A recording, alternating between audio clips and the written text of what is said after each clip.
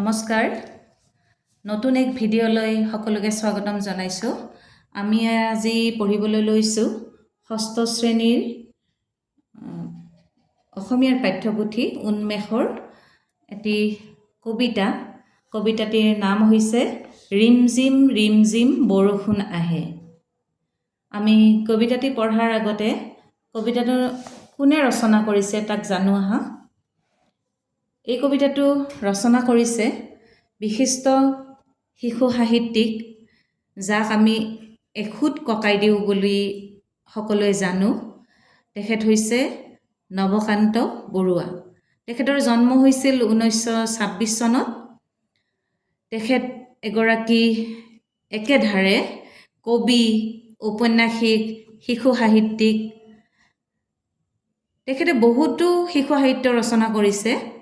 তাৰ ভিতৰত শিয়ালে পালেগৈ ৰতনপুৰ, ভতুকাৰে ভূ, মাখনৰ কুকুৰা পোৱালি, মই টুনিয়ে টুনটুনালো আদিত তেখেতৰ কেইখনমান শিশু উপযোগী উল্লেখযোগ্য পুথি। এইজনা সাহিত্যিকে ককা দেউতাৰ হাড় নামৰ উপন্যাসখনৰ বাবে সাহিত্য অকাডেমী বঁটা লাভ কৰিছিল। তদুপৰি তেওঁ অসম প্ৰকাশন পৰিষদ বঁটা, অসম উপত্যকা বঁটা আদিও লাভ কৰিছিল।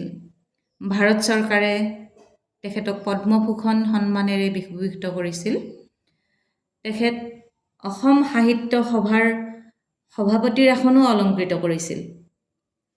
এতিয়া আমি কবিতাটো এবাৰ পঢ়ি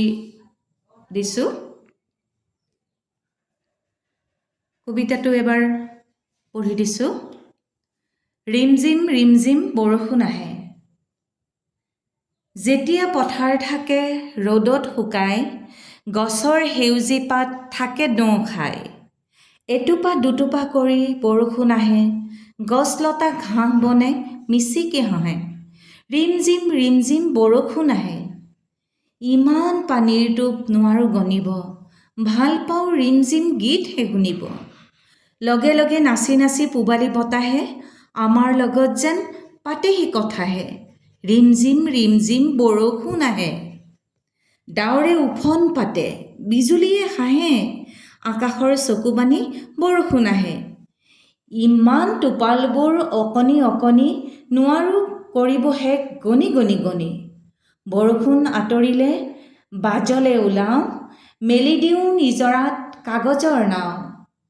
ঢৌৱে ঢৌৱে নাচি নাও যায় লাহে লাহে, নীলা আকাশত যেন জোনটি হৈ ভাহে।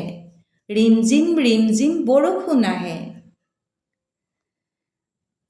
এই কবিতাটো আচলতে বাৰিষা কালৰ যি বৰষুণ তাৰ বিষয়ে উল্লেখ কৰিছে।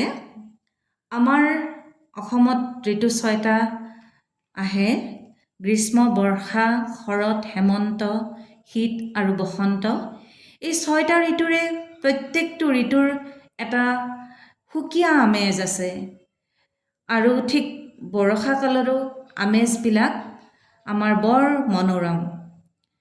সেইকাৰণে কবিগৰাকীয়ে ইয়াত বৰষা কালত আমি কি কৰি ভাল পাওঁ, কেনেকুৱা পৰিৱেশ আমি ভাল পাওঁ, সেই বিষয়ে উল্লেখ কৰিছে। খৰালি কালত বৰষুণৰ পৰিমাণ কম হয়। বৰষুণৰ অভাৱত গছ গছনিবোৰ নিস্তেজ হৈ পৰে। কিন্তু বাৰিষাৰ বৰষুণ জাক পৰাৰ লগে লগে চৌপাশ সেউজীয়া আৰু সজীৱ হৈ পৰে। নৈ, বিল, খাল, ডোং আদি পানীৰে উপচি পৰে।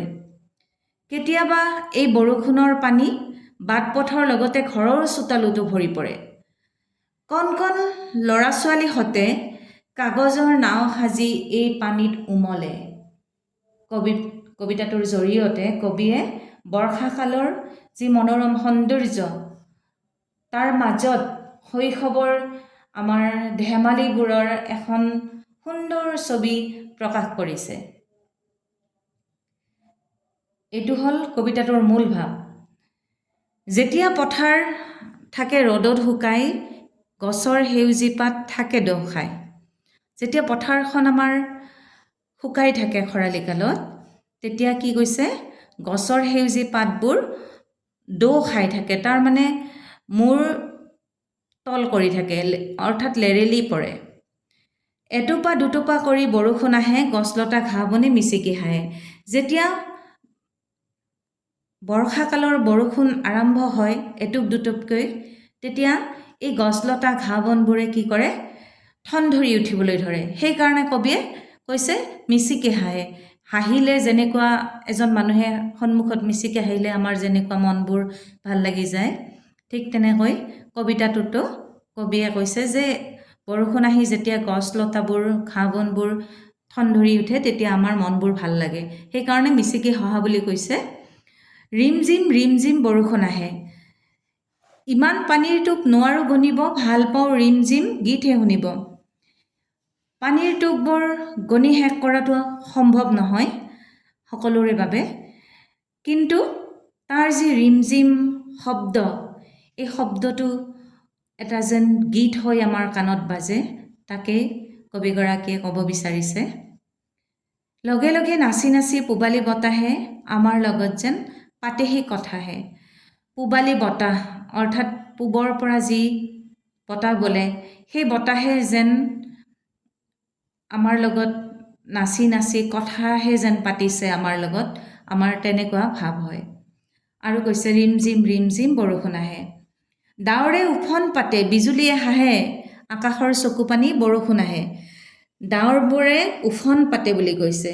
যেতিয়া গোমঠা হৈ যায় ডাৱৰ আহি গোটেই আকাশখন, তেতিয়া উফন পাতে, যেন ঠেহে ধৰিছে আৰু অলপ পিছতেই যেন কান্দিব, আকাশে কান্দিহে পেলাব। আৰু এই বৰষুণৰ পানীবোৰ যেন এনেকুৱা লাগে যেন এইবিলাক আকাশে চকু পানীহে টুকিছে। আৰু বিজুলী মাৰিলে এনেকুৱা লাগে তাৰ চিকমিকনিখিনি যেন বিজুলীয়ে হাঁহিহে মাৰিছে, তেনেকুৱা কবিৰ অনুভৱ হয়। ইমান টোপালবোৰ অকণি অকণি নোৱাৰো কৰিব শেষ গণি গণি গণি। এই অকণি অকণি টোপালবোৰ গণি গণি শেষ কৰিব পৰা নাযায়। বৰষুণ আঁতৰিলে বাজলে ওলাওঁ, মেলি দিওঁ নিজৰাত কাগজৰ নাও। আৰু যেতিয়া বৰষুণ বন্ধ হয় তেতিয়া আমি বাহিৰলৈ ওলাই কি কৰোঁ, নিজৰাৰ দৰে যেতিয়া বৰষুণৰ পানীবোৰ বৈ যাব ধৰে, তেতিয়া কাগজৰ নাও সাজি তাত এৰি দিলে এনেকুৱা লাগে যেন কাগজৰ নাওখন সাগৰত ভাহিহে ফুৰিছে, এনেকুৱা লাগে। ঢৌৱে ঢৌৱে নাচি নাও যায় লাহে লাহে, নীলা আকাশত যেন জোনটি হৈ ভাহে। আৰু এই ঢৌৱে ঢৌৱে নাওখনি যেন নাচি নাচি লাহে লাহে আঁতৰি যায়, আৰু শেষত গৈ নীলা আকাশত যেন জোনটি দৰে ভাহি উঠে। ৰিমঝিম বৰষুণ আহে। এইটো হ'ল কবিতাটো। আৰু বৰ সুন্দৰকৈ সঁচাকৈ কবিগৰাকীয়ে বৰ্ষাকালৰ এটি সুন্দৰ পৰিৱেশ কল্পনা কৰি ইয়াত ৰচনা কৰিছে। আৰু আজি কবিতাটোৰ এইখিনিয়ে। মই কবিতাটো এবাৰ পুনৰ আবৃত্তি কৰি দিছোঁ। ৰিমঝিম বৰষুণ আহে, কবি নৱকান্ত বৰুৱা। যেতিয়া পথাৰ থাকে ৰ'দত শুকাই, গছৰ সেউজী পাত থাকে দৌ খাই, এটোপা দুটোপা কৰি বৰষুণ আহে, গছলতা ঘাঁহ বনে মিচিকি হাঁহে। ৰিমঝিম বৰষুণ আহে, ইমান পানীৰ টোপ নোৱাৰো গণিব, ভাল পাওঁ ৰিমঝিম গীতহে শুনিব। লগে লগে নাচি নাচি পূবালী বতাহে আমাৰ লগত যেন পাতেহি কথাহে। ৰিমঝিম বৰষুণ আহে, ডাৱৰে উফন পাতে, বিজুলীয়ে হাঁহে, আকাশৰ চকু পানী বৰষুণ আহে। ইমান টোপালবোৰ অকণি অকণি নোৱাৰো কৰিব শেষ গণি গণি গণি। বৰষুণ আঁতৰিলে বাজলে ওলাওঁ, মেলি দিওঁ নিজৰাত কাগজৰ নাও। ঢৌৱে ঢৌৱে নাচি নাও যায় লাহে লাহে নীলা আকাশত যেন জোনটি হৈ ভাহে ৰিমঝিম বৰষুণ আহে।